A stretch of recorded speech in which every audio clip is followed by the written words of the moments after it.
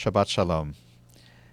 This morning I have a smile on my face, but maybe I shouldn't be smiling so broadly because of the current state of the world, a state of darkness.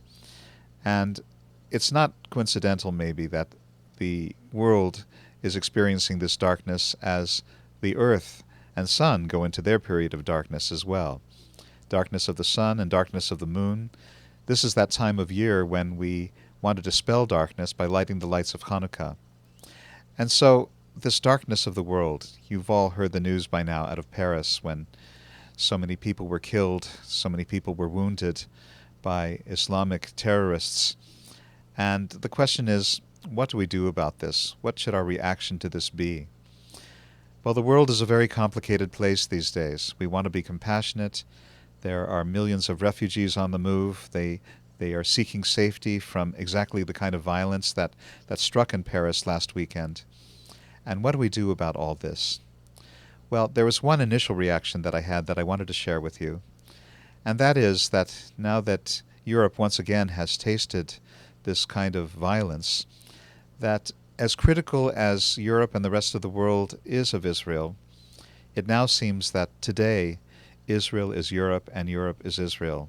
Now Europe has a taste of what Israel has been experiencing for many, many years now, and with increasing frequency as the years progress.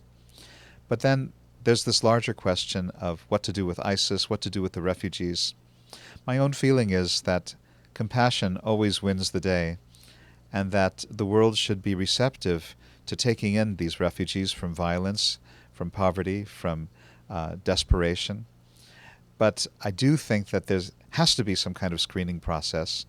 ISIS has actually made clear that they want to infiltrate through this process of mass migration into the various countries of the world, and that seems like a dangerous stance to me.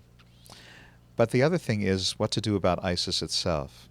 France has risen to the occasion, I would say, and they are going to step up their attacks against ISIS.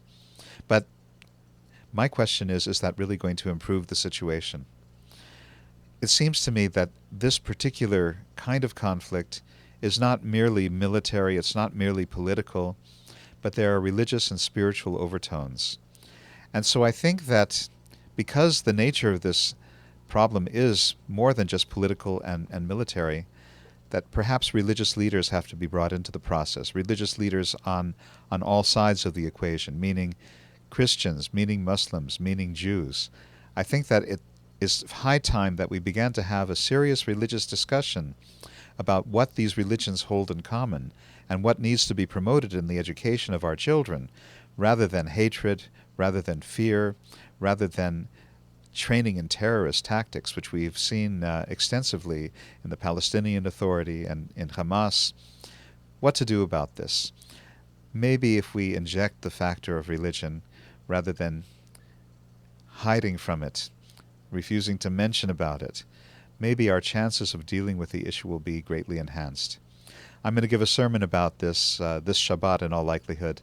I'll have my thoughts more in order then, but this gives you a little foretaste of what I'm thinking and how I'm feeling, and I'd be interested in hearing from you as well about your reactions to this very difficult and complex topic. And so, as the world heads into this dark phase, I want to wish you and your families much light, and perhaps the lighting of the Hanukkah menorah this year will be a way to enhance the light and dispel some of the darkness in this world. Shabbat Shalom.